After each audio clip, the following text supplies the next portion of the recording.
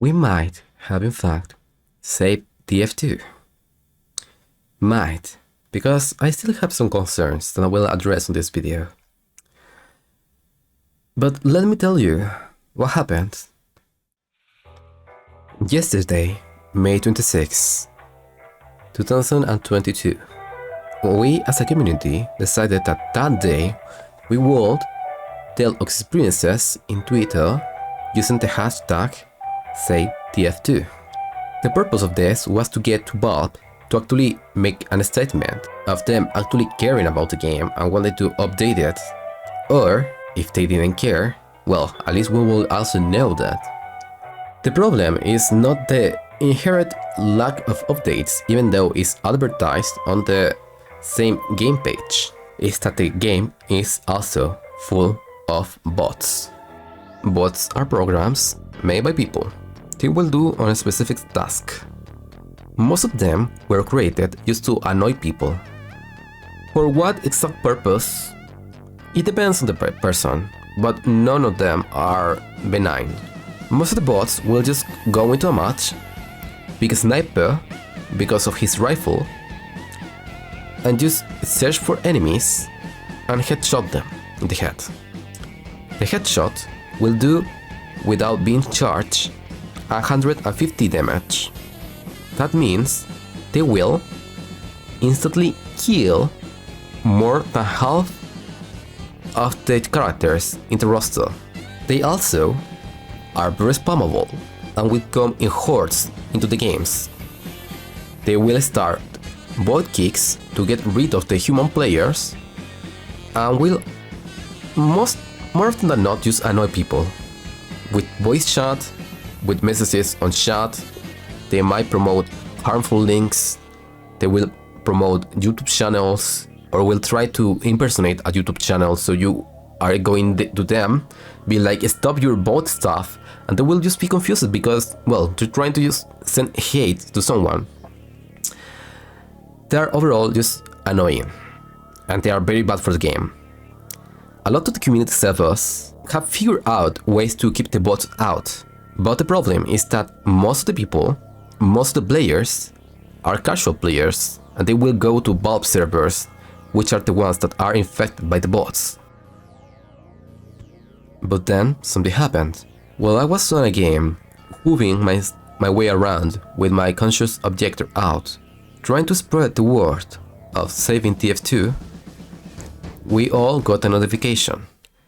It was something along the lines of the TF2 developers accept the community plea to save the game. And it was made using an in-game item that is a ring that you can use to get married in-game. It's a very expensive item, by the way. It's like $100. You screw a ring, by the way. You basically can send it to anyone that you know, and they can accept the ring or deny it. If they accept the ring, you will get both a ring that you can use to get married inside the game. And I took it for a troll. I took it for something that was made by the fans. Used to say, oh, something happened. I didn't think that the developers actually will care. When we got into this mentality of trying to save the game, of trying to appeal to developers, to Valve, to care about this game, we didn't expect to actually succeed. But then someone said, check Twitter. I'm like, what? I'm so confused because I thought they were also trolling or like trying to just say something dumb. I don't know, I was in denial at the moment. I got into Twitter, and then we get this. The developers put a message on Twitter saying, TF2 community, we hear you. We love this game, and now you do too. We see how large this issue has become and are working to improve things.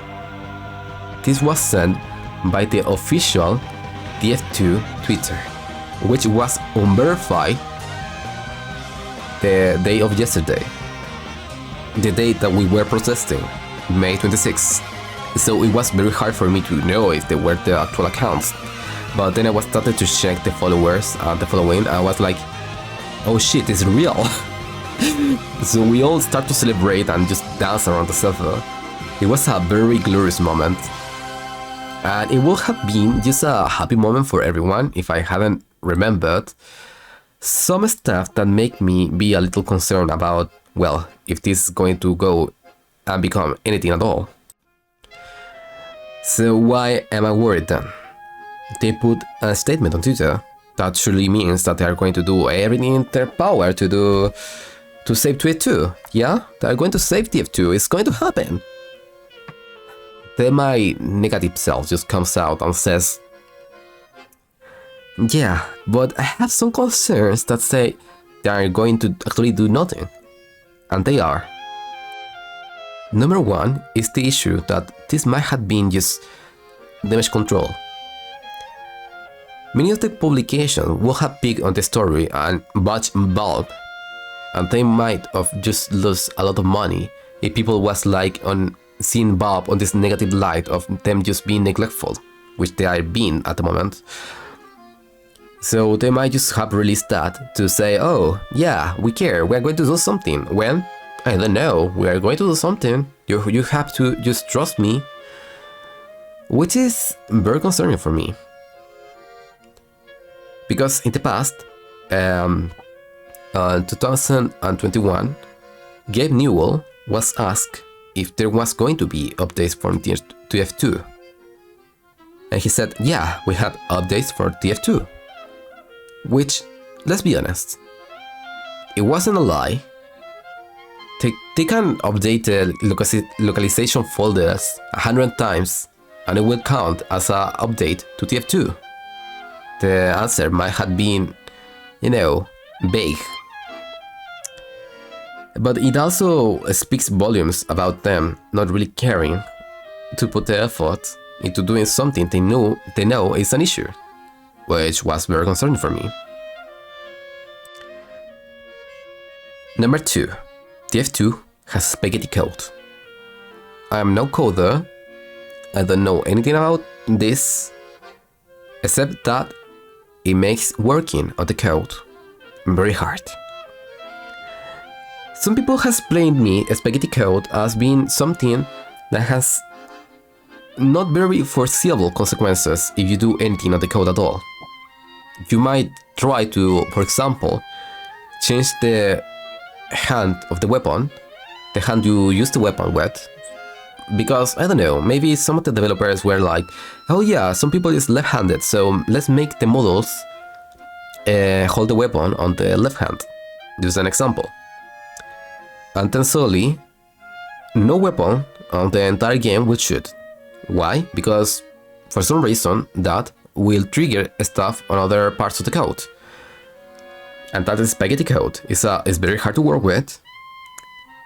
And it doesn't help with when Valve, number 3, is not very focused. Valve is a very different company from other companies. The way Valve works is that you are allowed to basically work in any project you want. And to many, that means that TF2 is not very appealing to work with. It's a very old game, it has spaghetti code, it has a very big issue, and they have a lot of eyes in their back. And to me, that is at least the excuse I can give them, because we don't really know the excuse from their side. What is making them not want to work with the game? And it's very sad because this game is very much loved by the community. Many people was like giving them their word of maybe taking over the work of working with TF2, taking over the content updates and stuff. But from it being just, you know, a promise or something that happened to actually working well, it's a long stretch. So yeah. That's the reasons that I am very concerned about if this is going to even happen, or if it's just a way for them to just shush us as they are trying not to get any bad PR, or just trying to be like, oh yeah, we care. It took a lot of people to be active on Twitter one day, come together for us to care. It's still very bad on their end, but I don't know, it's just concerning me. This game is so important to me. I got inside of the game in 2012, and I have loved it for so many years. I have so many fun memories, so many friends I've met in the game. And actually, it's very heartbreaking for people like me and others to see that they don't care about the game. And I hope I'm wrong, because TF2 is truly something else. It changed my perception of FPS games, which for a long time I thought they were just going to be generic cash grabs, trying to milk World War II or World War I. I know, it was actually a very funny game, with an aesthetic that still holds to this day. And I hope I'm just wrong. Thank you.